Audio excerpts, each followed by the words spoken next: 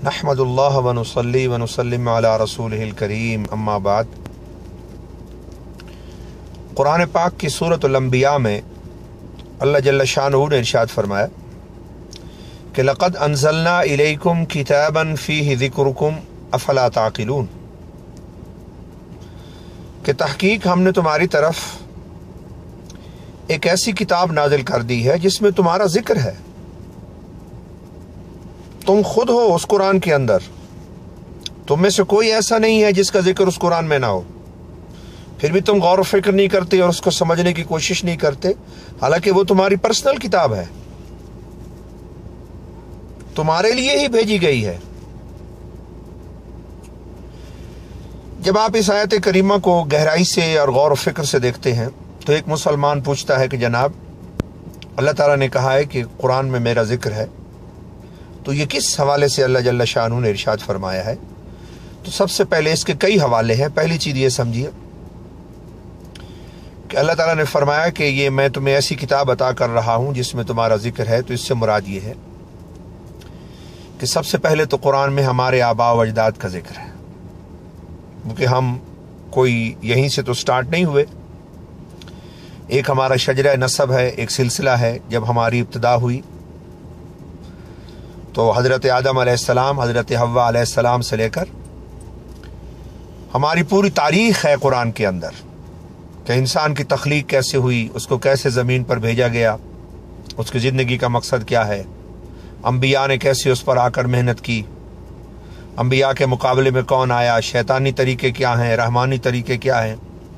ये सब कुछ जो हमारी पिछली तारीख़ है, एक तो इस हवाले से कुरान के अंदर हमारा जिक्र है, क्योंकि हमारी हिस्ट्री का जिक्र है, हमारी तारीख़ का जिक्र है, हमारी इब्तिदा का जिक्र है। यानी कुरान में हमारा माजी भी है,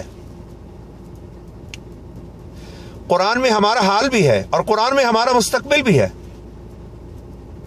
कुरान हमारी माजी का भी इहाता करता है, कुरान हमारे हाल का भी इहाता करता है कि आज जो ज़िंदगी हमने दुनिया में गुजारनी है, वो कोई भी ज़माना हो, 1400 साल पहले का ज़माना हो या आज सन 2016 का कोई महीना हो, कोई दिन हो, कोई भी मुल्क हो, कोई भी सरजमीन हो, उस सब का इहाता करता है कुरान पाक।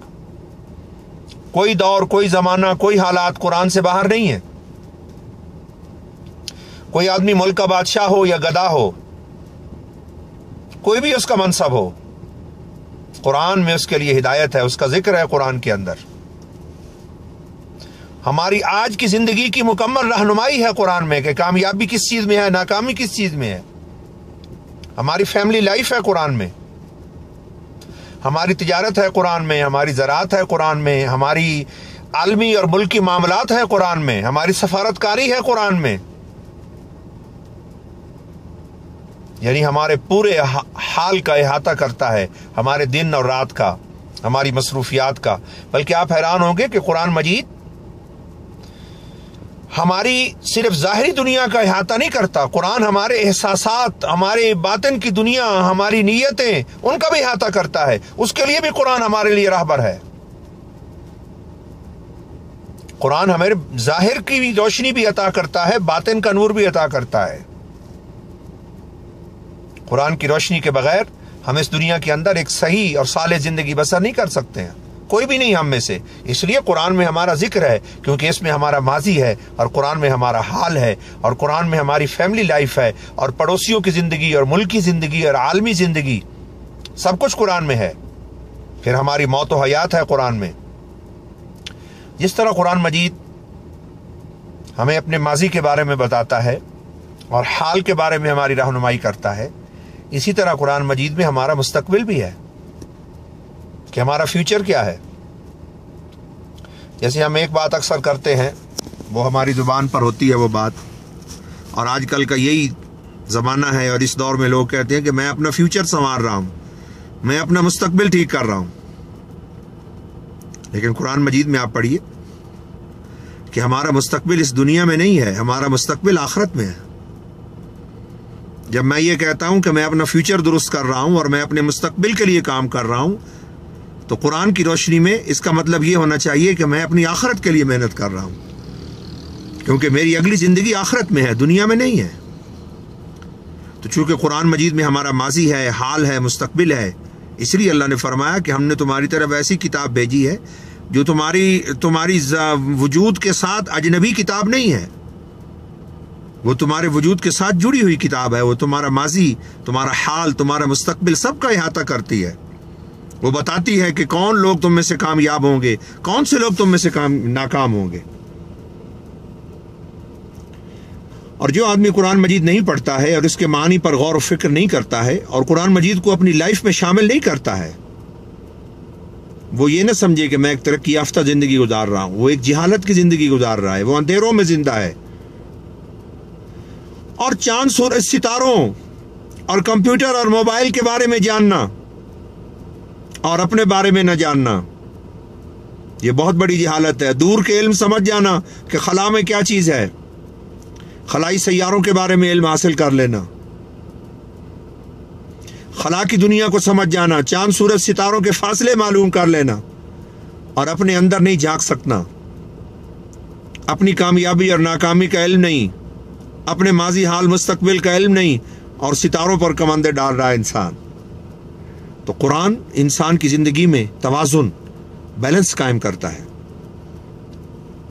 قرآن کائنات کے بارے میں بھی انسان کو بتاتا ہے، اپنی ذات کے بارے میں بھی انسان کو بتاتا ہے۔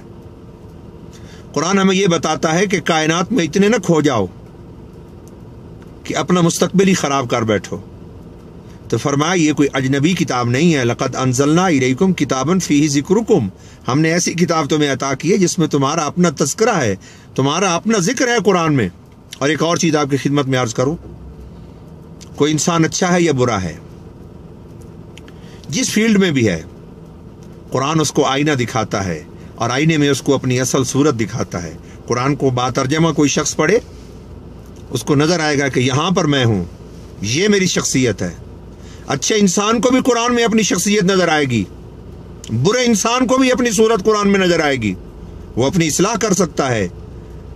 تو اس لیے میں نے کہا کہ قرآن مجید ہماری زندگی کی کتاب ہے، ہمارے حال ماضی مستقبل کی کتاب ہے، اور قرآن مجید ہماری اپنی کتاب ہے اور ہمارے لیے ہی نازل کی گئی ہے۔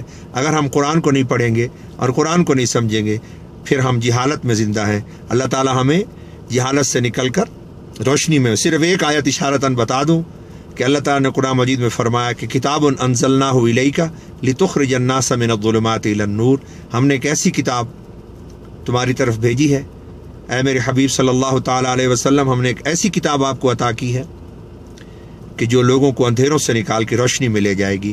ہم چاہتے ہیں اس کتاب کے ذریعے سے لوگ جہالت اور اندھیروں سے نکلیں اور روشنی میں جائیں۔ ہمارا قرآن کے ساتھ سفر جاری ہے اور ہمارے سفر کا عنوان ہے القرآن علم و بیان۔